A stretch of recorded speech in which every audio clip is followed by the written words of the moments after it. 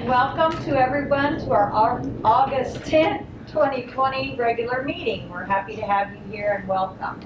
Our first order of business tonight would be appreciate a motion for the ordering and approval of the agenda as presented. Second, thank you, Sean, and thank you, Diane. Is there any discussion? If not, all in favor, raise your right hand. Thank you very much. The very first fun stuff to happen is to welcome Brandy Ross to our board, and Jeanette is going to administer the oath of office. I, Brandy Ross, Do do solemnly swear or affirm that I will support the Constitution and laws of the United States. solemnly swear that I will Swear or affirm swear or affirm the constitutional laws of the United States and the Constitution and laws of the state of Kansas, and faithfully discharge the duties of USD 409. so help me God. So help me God. All right, perfect.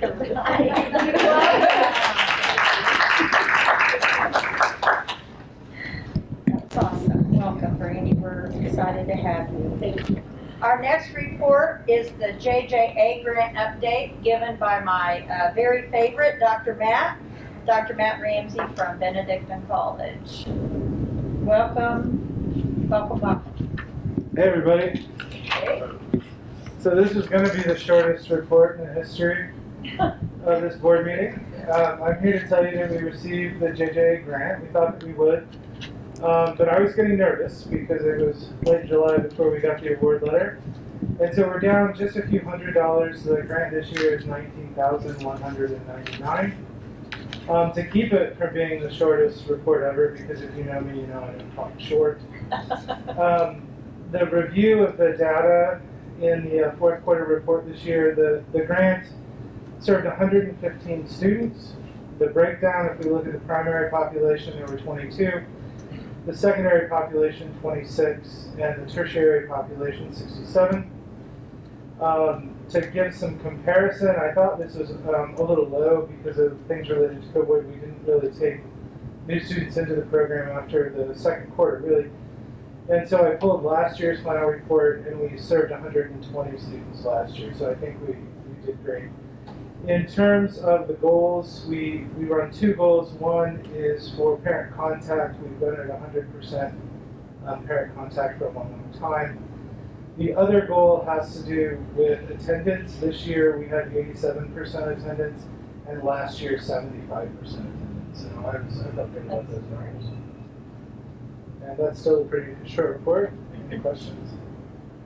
This is all 409 grant, and we're not sharing it this year with any other district or anything? Not with another district. We haven't, for 1 year, 3 years ago, 377 was a minor contributor. We haven't had that relationship in several years. So the grant is all you at 409s Yes. at this point? Yeah. Just make sure the new board members understand that. Okay, good. Anything else?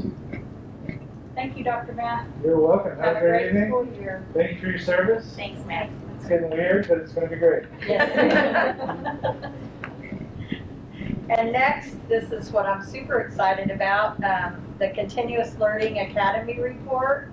And I think Jackie is going to kick that off. I'll get us started. So we're excited here to be sharing with you also. You're not going to hear a lot from me, but we decided that with our COVID money, CARES money, that we, since we had a short in-person time, had that disruption at the end of the school year, that we should probably offer something over the summer for our students who wanted to. So we put that together, and I'm going to have our summer facilitators talk to you about what that looked like at the elementary, middle school, and high school. We had 3 facilitators. So we had Danielle Lukanoff, and she's going to be zooming in with us because she's enjoying some relaxing time out in Colorado. And then Rusty Willis is here. She was our facilitator for the middle school. And Lindsay Hansen was our facilitator for the high school. So as we go through this, Rusty, did you turn the volume up? Danielle? Well, We also have some. okay, we're ready for you. All right.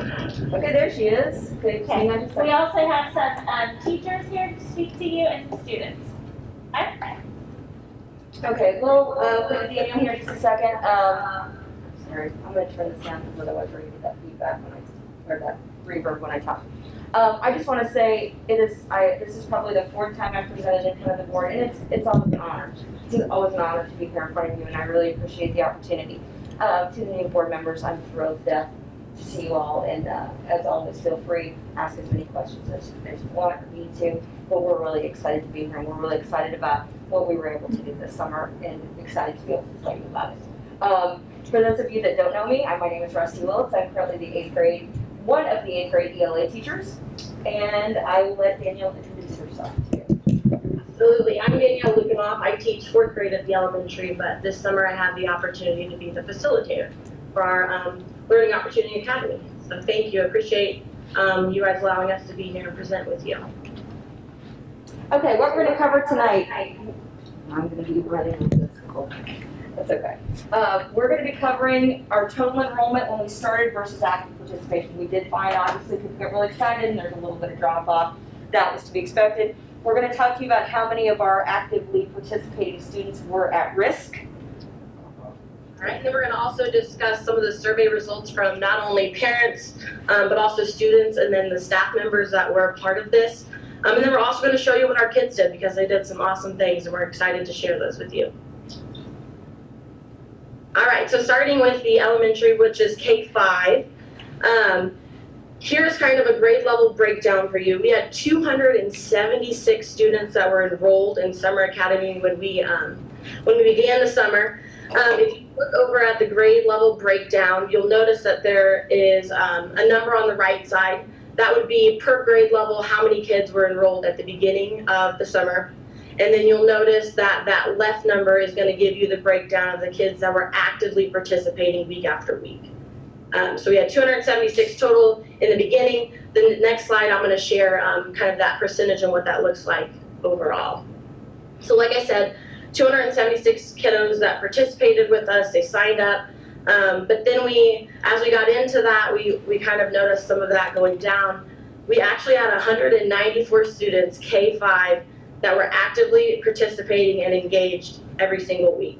And before I give you that percentage, I really want you to understand that as I know definitely elementary and middle school together, we worked, our requirements were that obviously our teachers provided instruction that met specific standards. But then along with that, we asked for 45 minutes of iReady math and reading per week. So if you look at that breakdown, we had 194 participating students. That's 71% of our kiddos that were enrolled, that were actively participating, they were engaged, they were producing, creating. So that was exciting to see. All right, if we look at our at-risk kiddos, K-5, of the 194 students, 47% of them were at least one grade level behind in math, and 43% were at least one grade level behind in ELA. All right, now for the super duper fun things. Our teachers worked extremely hard to produce engaging curriculum for our kiddos this summer, and they have put so much time and effort into this, which I know is only going to benefit us in the future. But I just kind of wanted to show you, what did our teachers do? How did they engage our students? So here are a couple different options or things that our teachers produce. So over here on the left, you'll notice that's a daily schedule, and I believe Leah Martin is in the crowd out there. I'm going to kind of let her explain that. That is her creation and her baby, so I'm going to give her some time to share her process, and then we'll move on. I'm Leah Martin, and I teach 1st grade at the elementary school. I'm the team lead. I was really the only teacher who got to teach my grade level at the elementary school, so I was really excited about that. This is the format that we used during remote learning during 4th quarter, so I kind of kept that so our parents kind of knew what to do. And I would give them an activity, either in reading, they would have a reading, maybe iReady. Every other day I had them do iReady, so they'd get their 45 minutes in, and then they had a seesaw activity also. I also provided them with a choice board where they could do some social studies and science activities. And also, I gave them like these Bitmoji classrooms that were linked to books so they could have books to read every week too. I tried to be creative so they weren't just doing stuff on the computer. Where they had some flip grids, they did some chatter picks and some sock puppets with their kids too, so they got to not only learn, but be creative to show me what they knew also. Thank you, Leah. And like she said, that remember that primary, so K2 did Seesaw, and then 3-5 kiddos did our Google Classroom. If you look on the right side of our slide, this was done by our 3rd grade Summer Academy teacher. If you click on the link down at the bottom, Rusty. Oh, that Yep. one, yeah. Yeah, this is that virtual classroom that Leah was kind of mentioning. So it's interactive. The kids get to click on things, they get to go to places. So if you click on that suitcase, sure, that's perfect. Not on the floor, on the outside. Beautiful. There you go. Okay, so for Mrs. Lee's class, they traveled all over the United States and learned about different places while meeting their standards. So you click on the New York Star. So they traveled to New York. So what it did is it gave them the skyline. They could then go choose a number. Some of her activities that she had, it would take them to. She had must-do activities, so activities she expected them to do every week. She also had may-do activities, so once they finished their must-do, they could go on and do some of those may-dos. But all of her resources, everything that she used was linked to this classroom, so it was all in one place for the kiddos, but it was also interactive, so they were clicking around and it wasn't just worksheets. It was kind of more interactive and it was fun to see what the kids produced out of that. I'll jump back. Perfect. So that's what the teachers did. We're gonna kind of look at what did the kids do, because that's the super fun part. So I just kind of took some snippets of work that I saw along the 8 weeks that I just thought was amazing and a great use of basically showing and showcasing some of the skills of our students. So if you look at the top there, one of the things that one of our teachers did is they asked them to take a picture of their favorite toy, but then describe it using adjectives, as they were learning about adjectives. Thought that was really cool.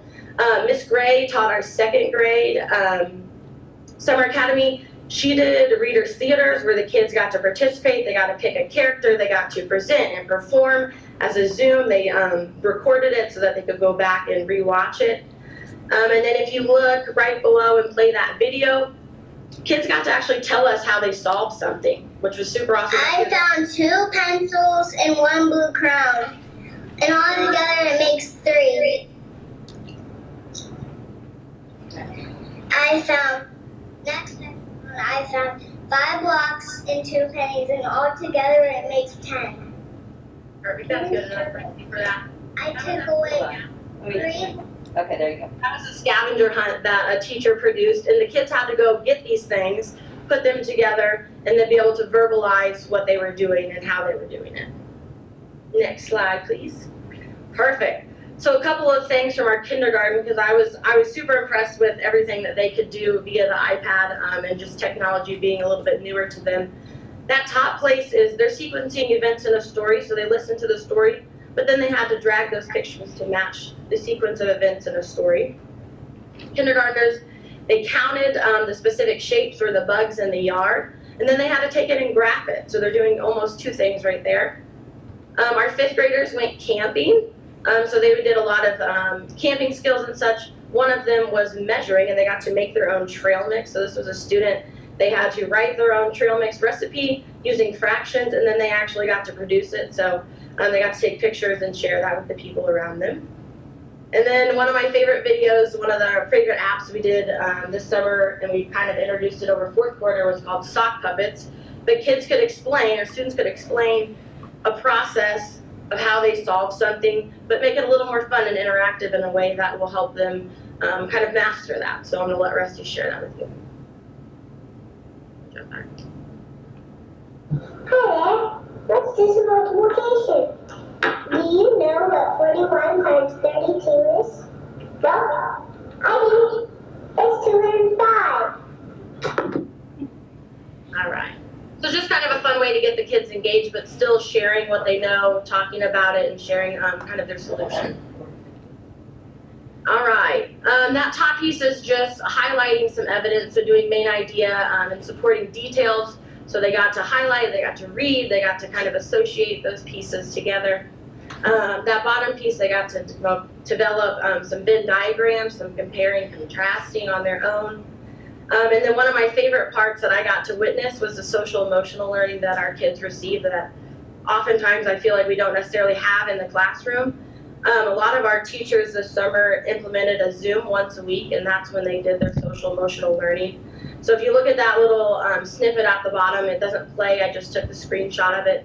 But it's talking about how do people's faces or their facial expressions change based on the emotions that they're feeling.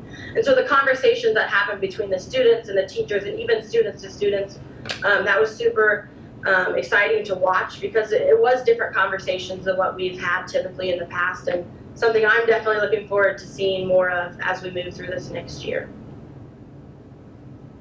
All right, so that's all of my fun sharing things, but I just kind of wanted to share some of that feedback that we got because I did send out a survey halfway through our 8 weeks and then at the end of our 8 weeks, and I just wanted parents to be honest with our process and how it went. So here are some things that I took from the elementary level, so keep thinking this is K-5. A couple things, they enjoyed the flexibility.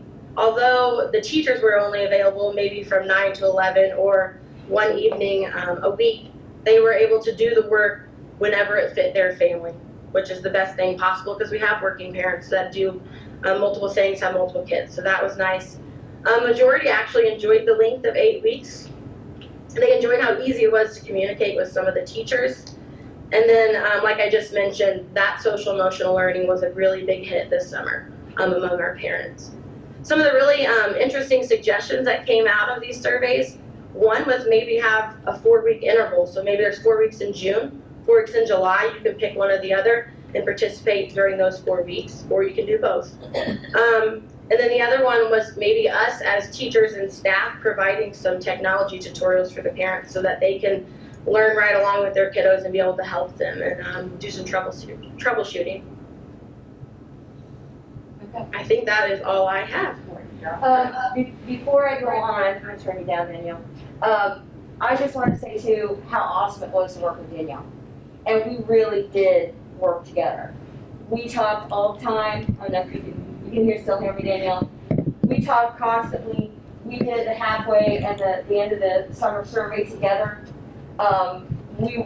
It was really nice. I really enjoyed working with her. She's a wonderful person, and USD 409 is lucky to have her. So Danielle, thanks for being so wonderful. I really appreciate it. Okay? Because we were, as you guys well know, we were in this boat, you know, not quite knowing where we were going. And it's almost so much nicer when you got somebody else in the boat with you and you're both moving the orders, and it's been wonderful, and I'll always appreciate her. Beginning enrollment for us, 6th grade 32, 7th grade 25, 8th grade 24 for a total of 81. And I don't have to point out to the board off that K-5 still has about 900 kids. We have about 375. So we were actually really happy with this number when we began. The difference between the middle school and the elementary school was active participation.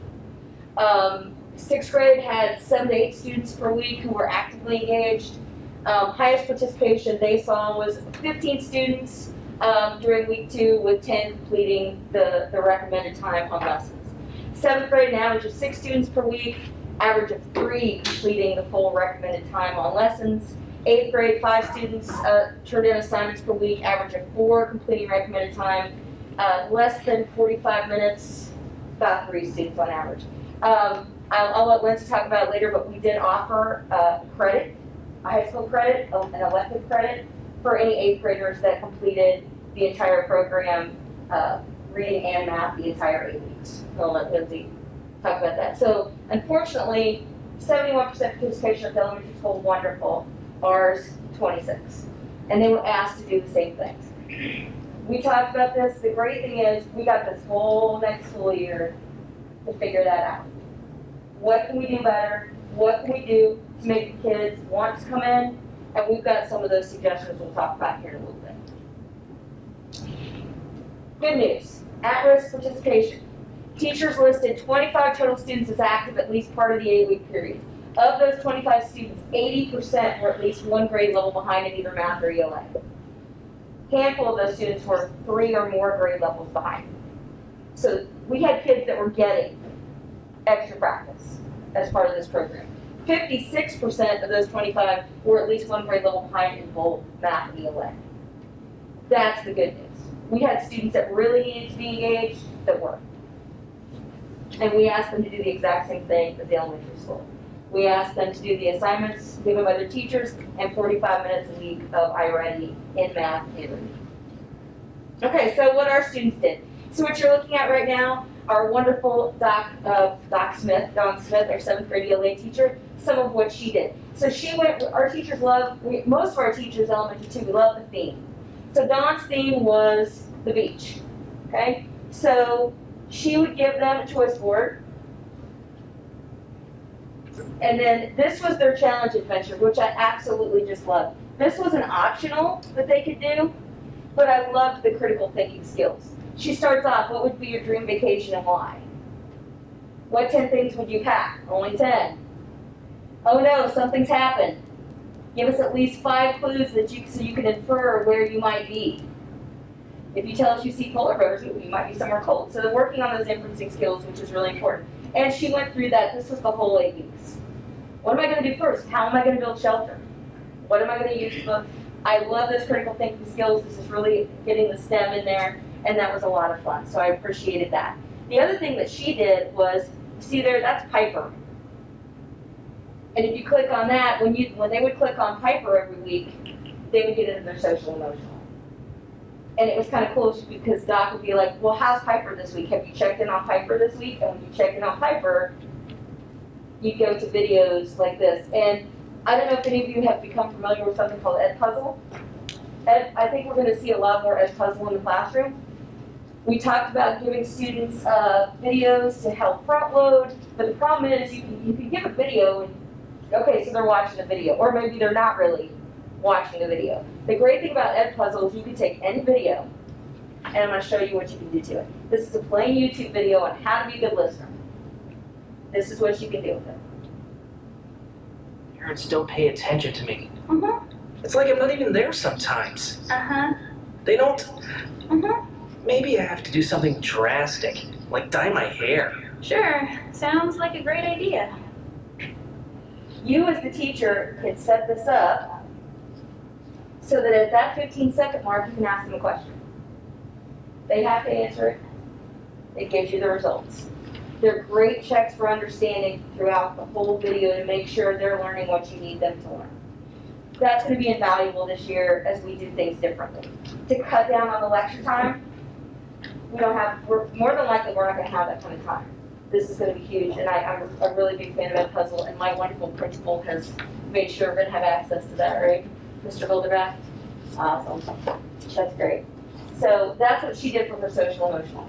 Now, when they talked about inferencing too, this was an article she had them read on plastic in the ocean. And so they had to list facts from the article and then what their inferences was. So you can see the facts from the article. 50% of the animals they checked had ingested plastic.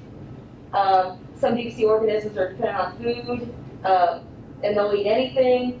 Well, what does that mean? Well, it could mean that, the animals are disappearing. And so I thought that was a really good activity. All right. So I have a teacher here tonight too, Mrs. Allie Beal, who I'll let her introduce herself to you and talk about what she did. Hi guys, I'm Allie Beal. I teach 8th grade SPED at school, but I taught 8th grade ELA this summer. So what I did was I tried to come up with creative ways in order to get the 8th graders engaged. That was really hard, I thought, personally, because 8th graders are hard to get engaged, period. So Rusty, if you'll click on the digital escape room. Sure. And then go down 2 slides. Or to slide number 3. Okay, so an escape room is a virtual thing where you have to find the clues. So if you guys have ever been to an escape room or something, it's kind of like that, but a little bit different. So Rusty, if you'll click on number, I don't care, whichever number you want. I'm doing number 12. It should click. You might have to print that. Yeah, you might have to present. Right. Yeah, just make a copy. The hard part about putting all of this together for this summer was remembering to have it make a copy, remembering to have it do everything needed to do. But this one was mainly just like a fun one, so they had to like arrange the picture in order to get a word, and then they type that into a Google form at the end. Did you have to like flip this one?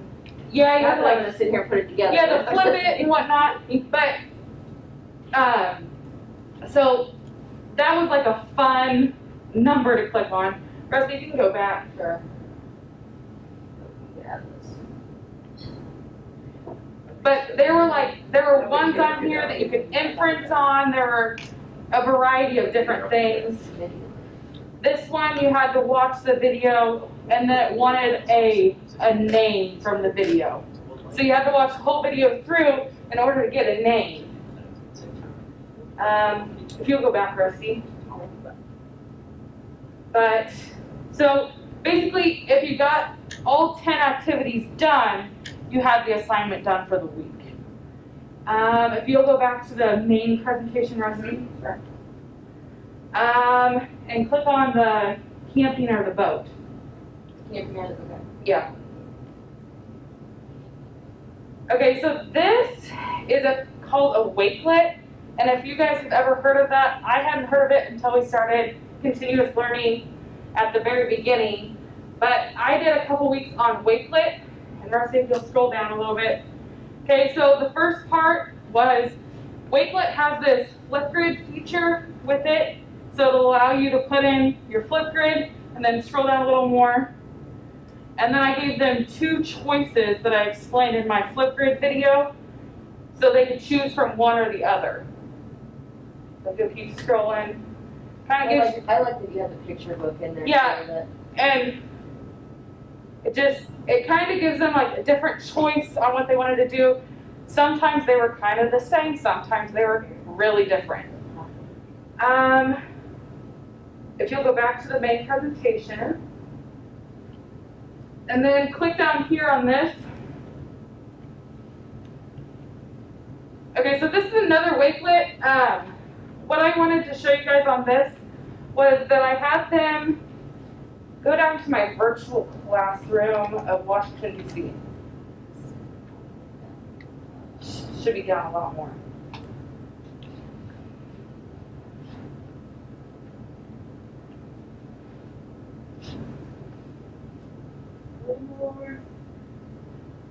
Okay, so I had the kids do a virtual walkthrough of Washington, D.C. I did the national parks, so I picked D.C. as one of my big overarching national park things. Then I gave them this example of what they were supposed to do. So they were supposed to find 5 buildings or whatever in D.C., and then they were supposed to talk about why they'd want to go there. Then Rusty, if you'll go back to the main presentation, and you'll see one of the students, what they did is right here. Yeah. Oh, that's what they did? Yeah. Okay. All right, I'm good. Okay. Awesome. Thank you, Allie. All right. Okay, so math, a little bit on math. So this is our 7th grade. They did the theme of kind of cookouts or cooking. And I know that every week, aside from the math, she gave them a new recipe to try out, which I thought was really fun. You know, we're stuck at home. Let's do something fun. Especially, I love the idea of getting kids to cook more. So what she did is once again, she has her main dishes where they had to do all of those. You had side dishes where you could pick 2, and then desserts was optional, and which was usually a game. So let me see if I have access to her ed puzzle here.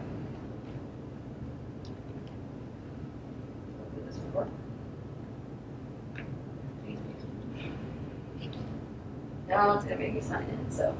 But I showed you Ed Puzzle, so that was basically what it was. It was a video on proportional relationships where they would stop the video several times and ask questions about it. And then she could go and see what they did.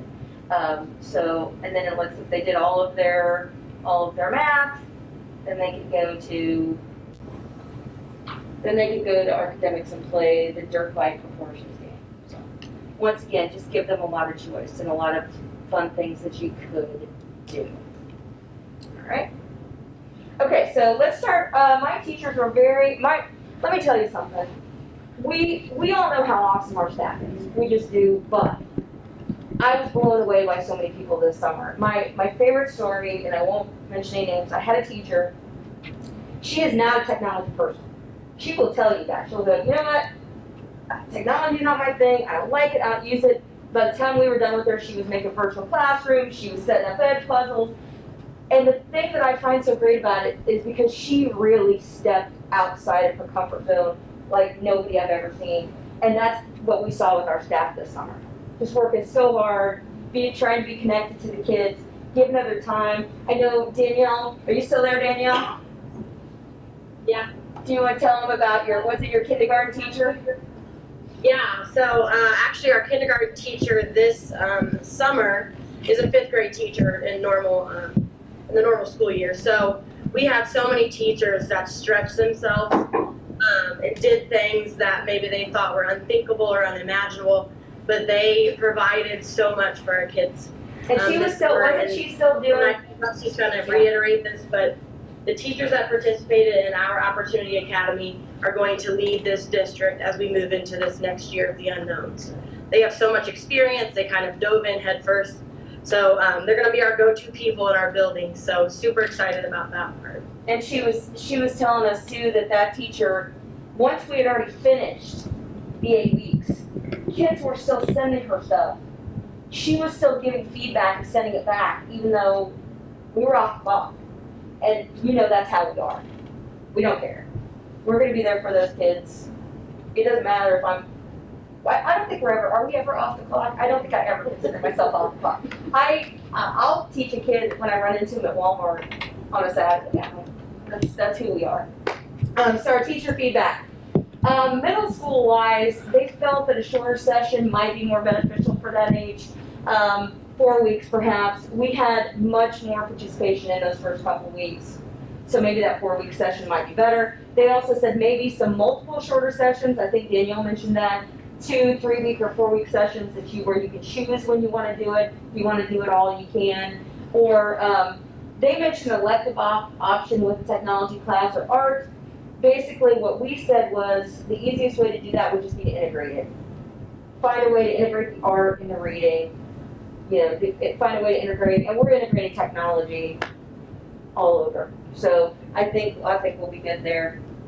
Parent feedback. Now, here's where once again the elementary and the middle school differ. My parents, I had a hard time getting feedback, and maybe less than 10 responses to my halfway survey and my end of the year. And I sent the email out to everybody, and I said, even if your student was in for 2 weeks, and send me feedback anyway. What did you think? But what I did get back, they thought 8 weeks was too long. It was harder to keep the kids engaged. They wanted less screen time. Hey, can you give us, maybe they have to build something, and if they have to turn it in electronically, great, we can send you a picture of it, a video, but maybe some stuff they create off screen. They also felt that the 45 minutes of math and reading a week in iReady was too much. They were afraid it burnt them out a little bit on wanting to do the other more interactive activities. Now my students, and I have some I'm going to have talk to you here in a second, what mine loved is we offered incentives. So while we're on camera, I've got to give a shout out. We got giveaways from Dairy Queen. We got giveaways from McDonald's. Mr. Grossman at Theater Ashton is donating enough theater tickets and theater passes to give to our kids who completed the entire program as their big end of the summer incentive. And I was really happy with that. Plus, I always love to partner with our businesses. It makes me really happy because those relationships are so important. They loved the creativity with the assignments. They loved that it was self-paced, that they could do it whenever they found time to do it, whenever they didn't need to be doing something else. Okay, so before Lindsay goes, girls, are you ready? No? Devin? You coming up? Come on up. Kim, you coming? Are you just gonna, you okay? That's all right. That's all right, Liz, you're fine. So just tell them a little bit about what you liked, maybe what you thought could have been better. They're here to listen to you, okay? Yep. And you can introduce yourself. Hi, I'm Devin from the 8th grade. You're in 8th grade now, that's true. You're in 8th grade now. So I thought that maybe if we had like a little more like meetings because we only had one meeting in the beginning of our whole summer program. Thought that would be better because sometimes I would stress over a little bit about the whole like worksheets and iReady and like a little less time on the iReady, I guess, because 45 minutes seems like a lot. What did you like? What did you like about it? I like that for Miss Coatman we had recipes that we could do. I thought that was fun. I liked that we had games also with the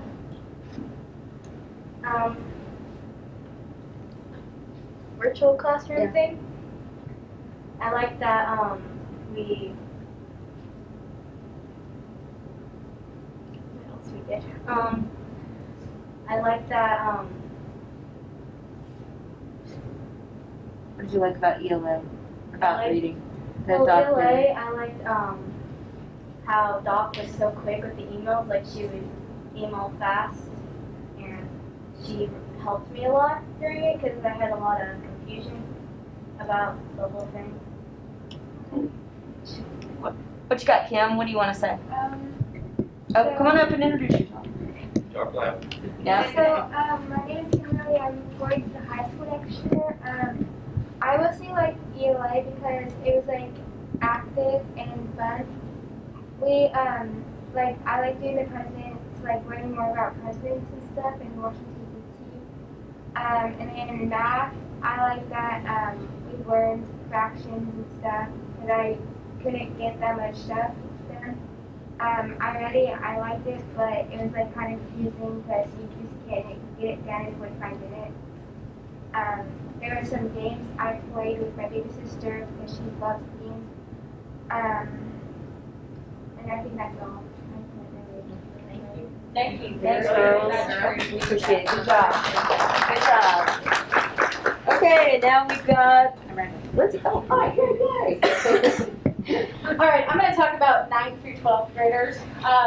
We did 2 approaches this year, Odyssey Room, which we've had for the last 2 years, but we also did a different approach this year with project-based learning. And I don't know if you're familiar with the Serial podcast, but we kind of took that avenue, and I'll talk just a little bit about it.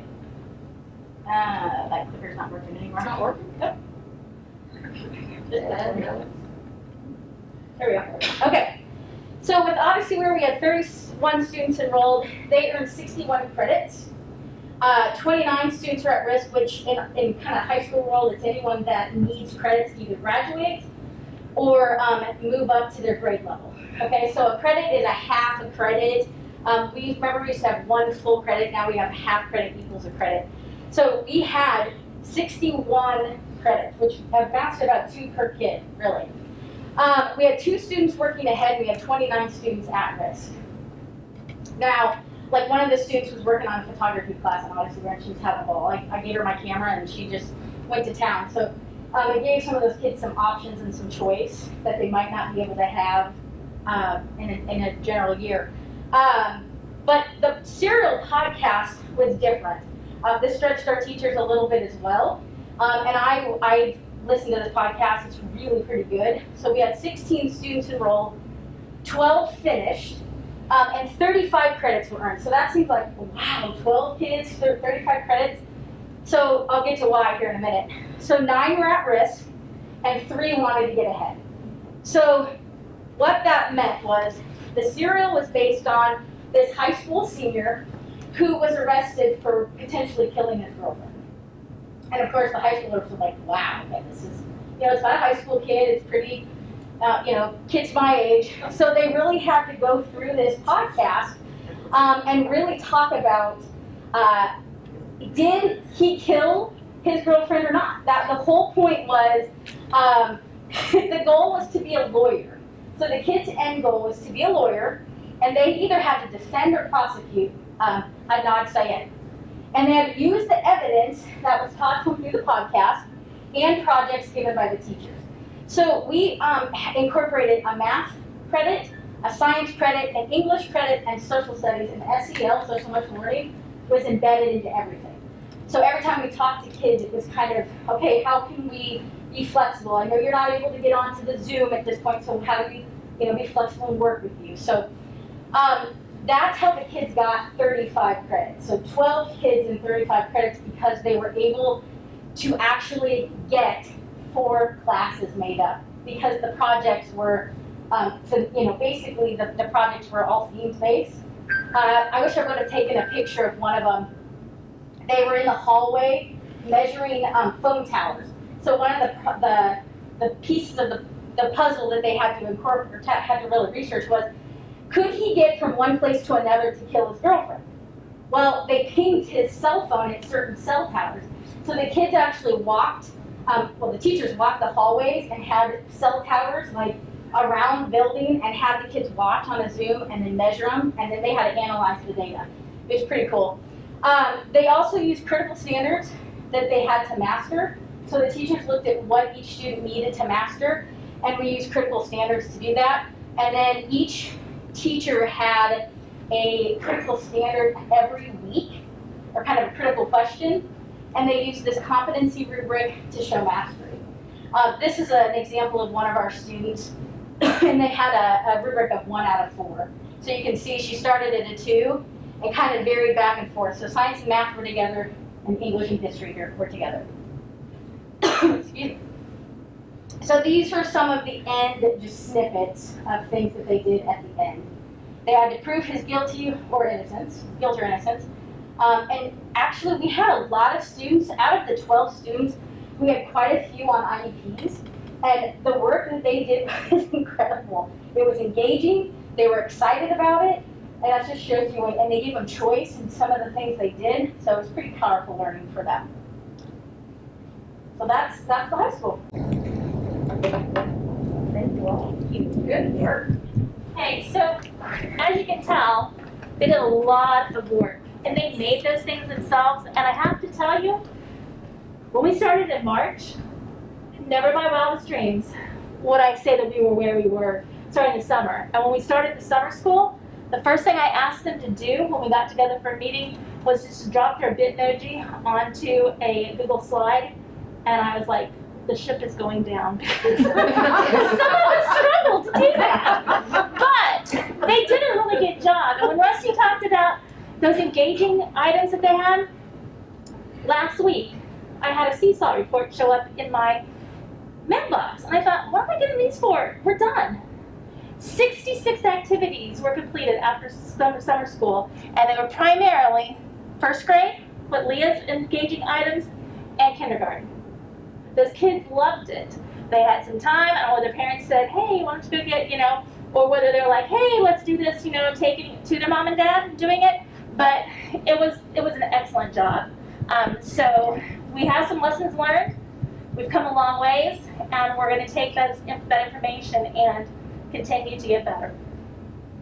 Do you have any questions? A comment. I think it's really great for all of us to see how technology is being used. So thank you for giving those great examples. We're really happy that K through 5 ended up with those iPads and can't wait to see what else is done with them. Thank you. Yes. I just thought it was a powerful presentation to see how technology is, risen, and it's just amazing to me in the short time that we've had this to see where our instructors are and our teachers are, and how they morphed into different roles through the summer school. So I see merit both for the teachers a little bit, but certainly for the students.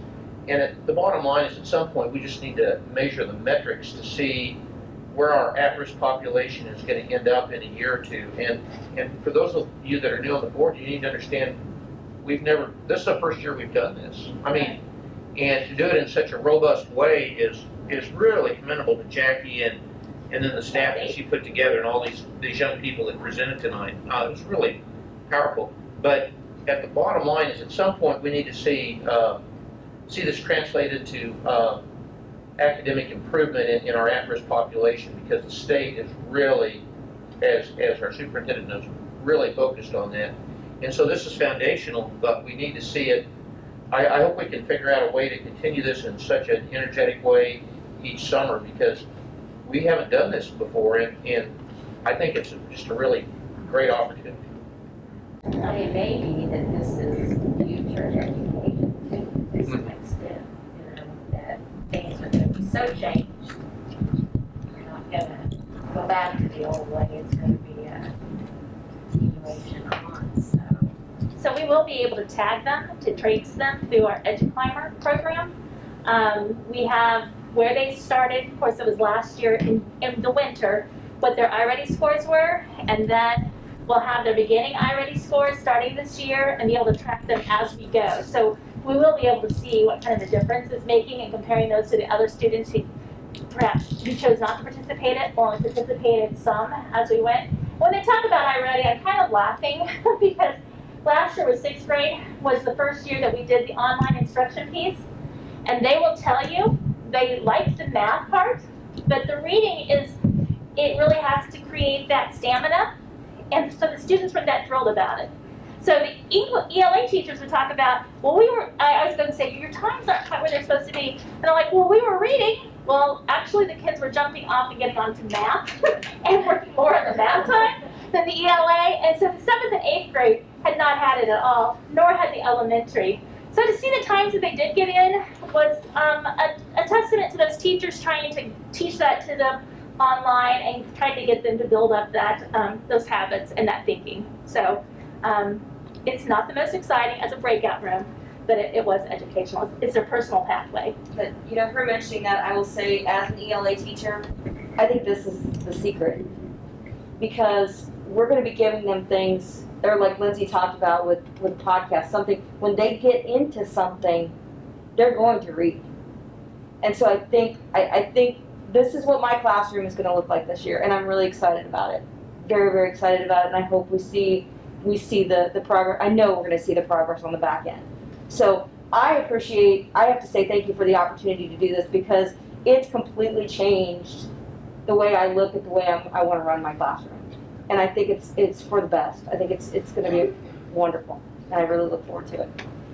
Thank you. I think this is a great start, and my hat really goes off to the teachers, the parents, and the kids. It's not easy during the summer. You know, I was there wrestling with mine, and we missed some Zoom meetings and some other things, but we're able to get caught back up. So, you know, again, my hat goes off. Wasn't an easy feat, but it's very, very productive, and it was a great summer.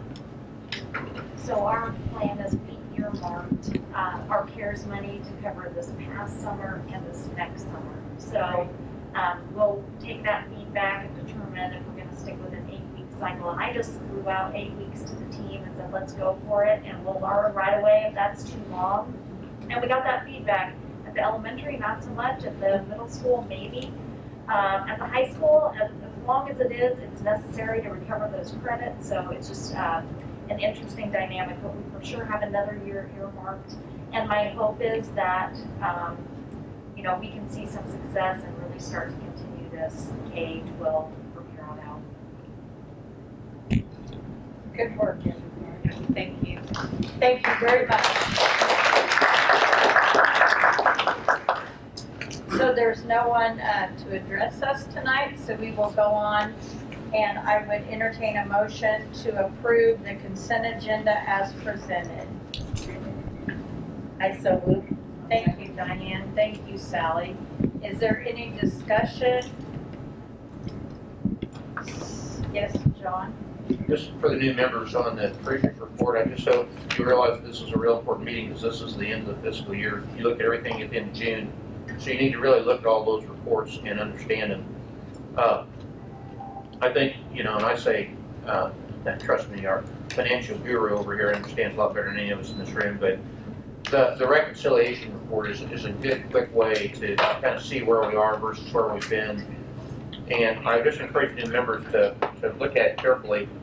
And I don't know, I talked to Lori about a couple of things on that. I didn't know if you wanted to comment about the reconciling items that were up a lot more in June of this year versus June of last year. If you wanted to just explain that to the new board members so they'd have a handle on that.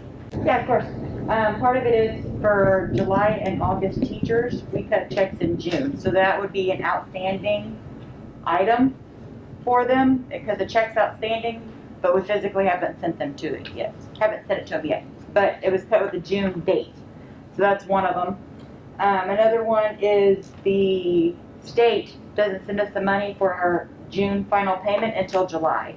So that will always be a reconciling item as well, that varies depending on how much the state slows us. Any questions? Thank you for pointing that out, John. Yep. Any other discussion? Seeing none, all in favor, raise your right hand. Passes unanimously. Now we'll move on to action items, and the first is to reaffirm our policies CF through KNA, and it looks like there's a lot, so I'll just let the superintendent visit about it. There are a lot, so I'm gonna highlight a couple of the key ones, and if you wanted to look first at,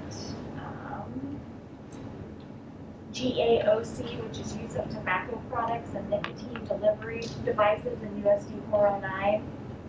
That is highly changed as a result of all the e-cigarettes, Juuls, and such that have become very in high demand.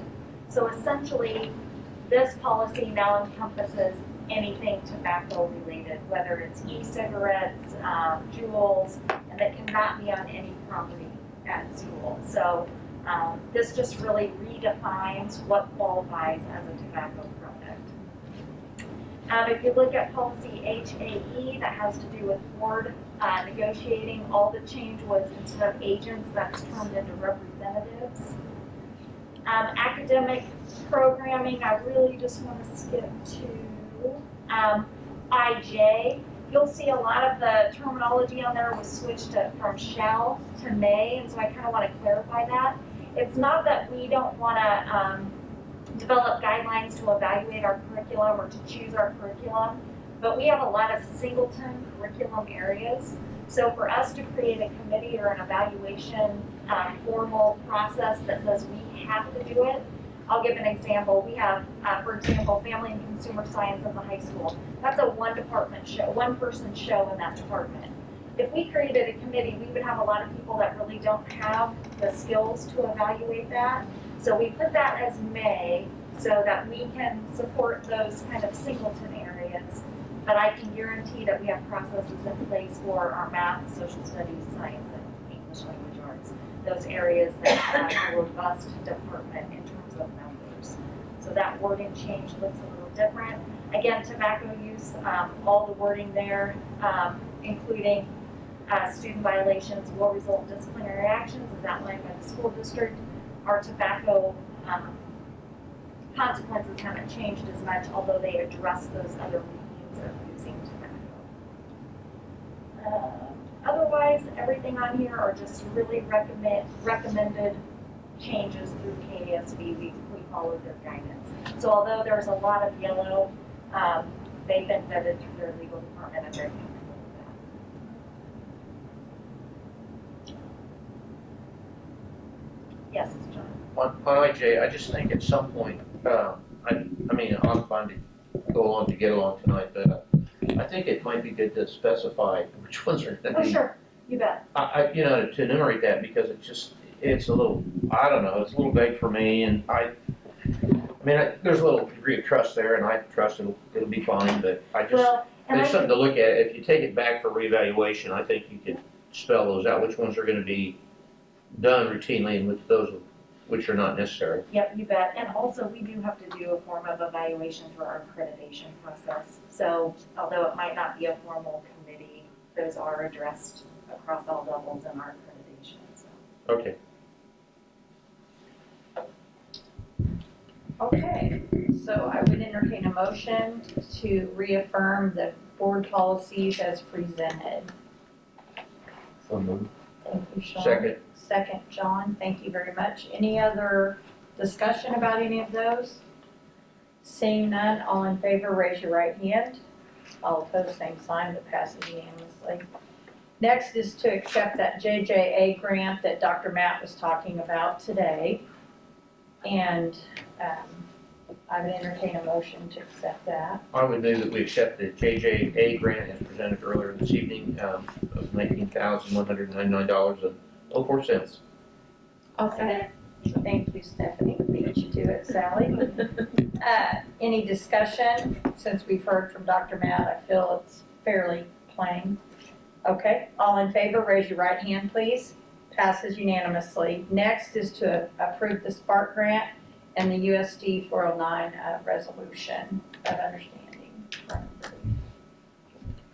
This is just the resolution that puts us essentially, lets the county commission know that we're interested in being a part of receiving those SPARK grant funds, and that we'll go through the processes of requesting the funds properly. I entertain a motion to approve that.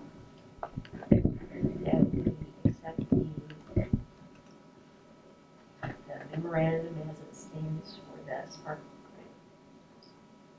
Second. Thank you, Sally. Thank you, Diane. Any discussion on that? Seeing none, all in favor, raise your right hand. Passes unanimously. Thank you. Next, we have items for discussion and consideration, and that's the policy review. And there are quite a few big yellow pages on here. This one, is this the first read? Yeah, it is a first Yeah, read. these Yeah, are all I think it's- reaffirms, actually, so There's this is all. nothing. Oh, this there's is no all- big yellow This ones is easy on this. peasy, nothing has Okay. changed on these, so. That was the last bunch had the big yellow. Yeah. Gotcha, Big okay, yellow. good. These are all reaffirmed, so that'll be easy to take a look at. I do always encourage you to look through those policies. Policy Yes. is what drives the district, so it's really important that you take that time. So next, we're gonna enter into executive session. We don't really need to since, okay, so I don't really think there's anything else but to adjourn, is that correct? How about personnel action? Yeah. Yeah, personnel Okay, action. I skipped one. Okay, You want to have a record? You want to break the record, didn't you? no, I'm gonna be honest, I think I just went off the internet, I can't find my attachments. I think that's what's going on over here. Madam President, I have some resignations present for your Thank you. consideration tonight. Thank you.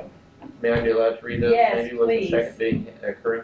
Okay, so the first is Kara Downing as paraeducator effective 8/16/20. Second is Kara Downing, head cheerleader fall winter Ashton Middle School effective July 16, 2020. Third is Beth Gonzalez, food service worker, Ashton Middle School effective 8/10/2020. Fourth is Denise Coker, paraeducator effective July 29, 2020. Fifth is Monica Bynum, cross-country coach, Ashton High School effective July 29, 2020. Sixth is Aaron Lyman, assistant football coach, Ashton High School effective July 29, 2020. Seventh is Brandy Ashbrook, paraeducator effective 8/1/2020. 9 is Sabrina Durkee, paraeducator effective August 5th, 2020. Next is Allison Hoffeld, paraeducator effective August 10, 2020. And finally is Joshua Downing, assistant football coach at AHS effective August 10th of 2020. And that's all the resignations. Dr. Evelyn, on, Did I miss somebody? on Kara, the first one, do I have August or do I have July on there? Because it should be July. July 16th. Okay, I just want to make sure. Maybe I read it wrong. Okay, do I have a second? Okay, thank you, Sean. Do we have any discussion on those? All in favor of accepting the resignations, raise your right hand, please. Thank you very much, passes unanimously. Then, Madam President, I have some recommendations for employment at, in our school district for 2020-2021 school year.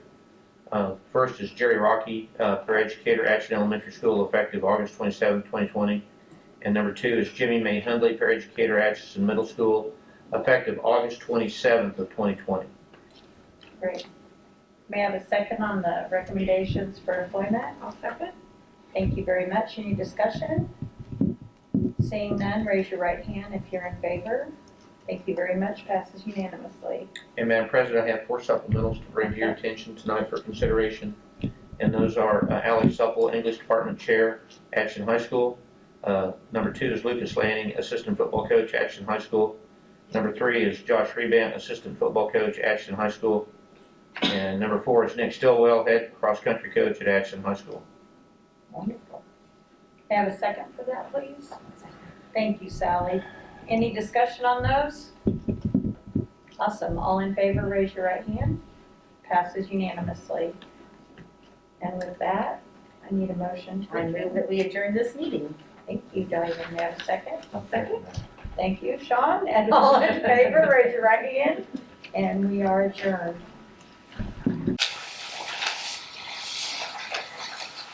Thank you very much, everyone.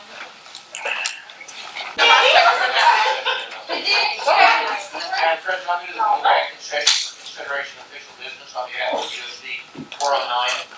And you guys are waiting, Sean will second. You might want to stick around. You might want to stick around, but yes, this is the best part. Hang on. I can't find my cornrows, so. All in favor, raise your right hands.